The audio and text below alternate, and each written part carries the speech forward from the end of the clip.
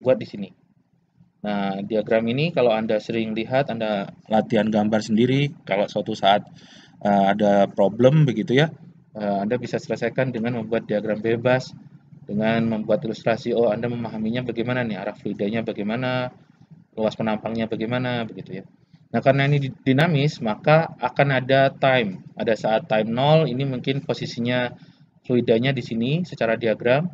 Setelah eh, time-nya sama dengan delta T, dia nanti akan menempati titik-titik yang ini, volume yang fluidanya. Yang sebelah sini akan di sini.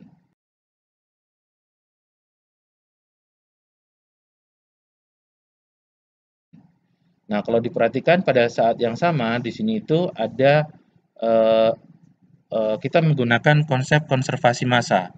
Jadi konsep konservasi massa ini digunakan bersamaan dengan persamaan Bernoulli berkaitan dengan aliran. Jadi misalkan pada selang waktu tertentu yang masuk ini, jumlah yang masuk akan sama dengan jumlah yang keluar. Nah, tentu saja karena permukaannya berbeda, penampangnya berbeda, maka di sini akan memberikan dimensi length-nya yang berbeda juga pada selang waktu yang sama. Di sini mungkin lebih lebar berkaitan dengan luas penampang yang sempit, ini mungkin lebih sempit berkaitan dengan luas penampang yang lebih besar. Nah, eh, konservasi massa itu ditunjukkan kalau langsungnya seperti ini.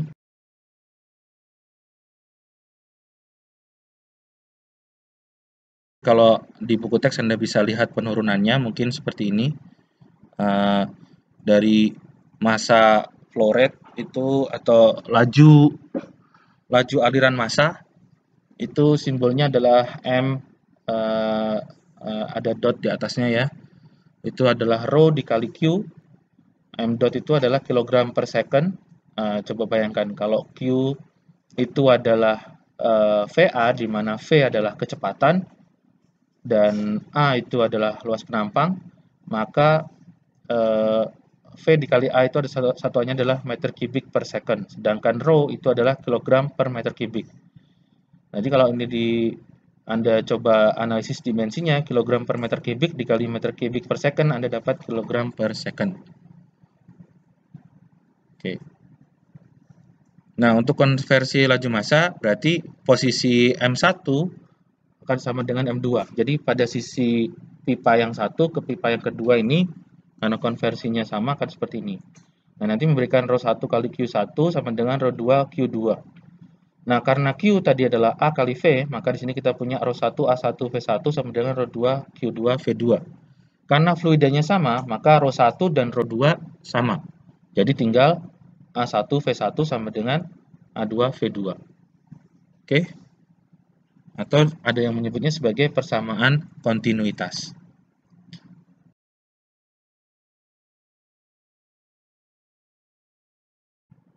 Ya mungkin saya bahas sekilas lah. Saya bahas sekilas, nanti kita bagi kelompoknya di akhir ya. Ini seharusnya mudah lah, contoh soal yang ini. Jadi misalkan kita punya ini, eh, aliran fluida dari pipa hijau menuju ke suatu wadah, anggap aja ini diameternya adalah lingkaran semua ya. Ini ada Q, keluarnya juga Q. Ini dijaga konstan, artinya apa yang masuk ke dalam wadah ini sama dengan yang keluar. Kemudian ini ada posisi titik satu di permukaan untuk fluidanya. Kemudian yang dua ini anggap aja bagian tepi yang keluar dari fluidanya. Nah, ini kalau ditarik sejajar, posisinya ini setinggi H. Hanya ada keterangannya di sini, ada gravitasi juga, dan kemudian ada dimensi diameter. Diameter dari pipa dan wadah yang bentuknya bulat ini. Jadi di sini ada bentuk yang lebih lebar dan bentuk yang lebih sempit. Kurang lebih seperti itu saja. Nah, di sini ada persamaannya ini. Nah, kondisi pertama ya Anda bisa gunakan pada titik pertama. Kondisi kedua Anda bisa gunakan kondisi pada titik kedua. Artinya ini tinggal bagaimana melakukan substitusi dan menganalisis terkait dengan posisi. Nah, kalau diminta untuk menentukan Q, nah nanti Anda akan bisa tentukan dengan dua langkah, A1 kali V1 atau A2 kali V2. Nah, karena V-nya di sini nggak ada, mungkin langkah-langkahnya Anda perlu susun. sehingga nanti salah satu V-nya itu sebagai fungsi sebagai V begitu ya. Nah, mungkin ini saya bahas sekilas, nanti Anda diskusikan dengan kelompok ya. Jadi ini kurang lebih seperti ini. Misalkan analisis posisi dulu, misalkan Z-nya Z2 itu misalkan dianggap 0 misalkan seperti itu. Sedangkan yang Z1-nya itu setinggi berapa? Anda cek dengan datanya. Kemudian P1 dan P2 itu kan tekanan atmosfer, anggap aja sama begitu ya. Jadi dia gimana? Bisa saling menghilangkan, begitu kan ya. Kemudian di sini ada persamaan V gamma ini adalah rho G kan. Nah, rho-nya nanti satu fluida juga, anggap sama. Nah, nanti Anda selesaikan itu, kemudian di sini juga ada AV. Nah, A-nya itu luas permukaan. Coba Anda perhatikan, nanti diskusikan luas permukaannya seperti apa, begitu ya. Nah, nanti kira-kira nanti akan dapat V1 hubungannya dengan V2 itu bagaimana. Anda bisa substitusikan ke sini, sehingga nanti mungkin Anda bisa tentukan nilai V1, dan setelah dapat V1, mungkin Anda bisa hitung nilai Q-nya. Kemungkinan seperti itu ya. Nah, nanti silahkan Anda lanjutkan diskusinya.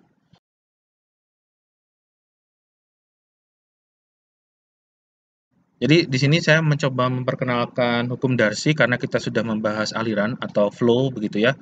Nah, hukum Darcy itu biasanya banyak orang gunakan di groundwater atau banyak juga di simulasi reservoir. Nah, ini salah satu aplikasi kalau kita belajar mekanika fluida di studi subsurface. Nah, kemudian di sini kalau diperhatikan QH ini adalah volumetric rate dari air per luas, persatuan luas. Kemudian ada K besar, itu adalah konduktivitas hidrolik medium. Misalkan kalau groundwater itu medianya biasanya berpori, ada batuan. Batuannya ada pori, ada matriks, dan sebagainya. Nah, itu konduktivitas hidroliknya di situ. Nah, kemudian ada H, do H per do S, hanya itu adalah head hidrolik. Head hidrolik itu kalau Anda ingat itu berkaitan dengan pressure, ya kan ya? Ada beda tekanan. S-nya sendiri di sini misalkan satu dimensi, misalkan bisa diganti X gitu ya, adalah koordinat spasial sepanjang medium. Misalkan kita bicara satu dimensi. Nah, kalau diperhatikan, ternyata pada saat kita membahas hukum Darcy ini mirip seperti hukum Fourier. Hukum Fourier untuk heat flow, aliran panas. Nah, aliran panas ini juga salah satu aplikasi terkait dengan aliran di subsurface. Jadi kalau misalkan belajar magma, belajar mantel, belajar aliran di viskositas di bawah permukaan, di kerak bumi, itu berkaitan dengan heat flow. Nah, kalau diperhatikan persamaannya nggak jauh berbeda. Di sini diperhatikan Q subscript T itu adalah heat flow per satuan luas. Laju aliran panas per satuan luas dari medium yang menghantarkan. Nah, T besar itu adalah temperatur. S-nya sama seperti tadi, yaitu spasial sepanjang medium, dan K besar subscript T-nya adalah konduktivitas termal. Mungkin Anda sudah pelajari di sama Bu Ningsi juga.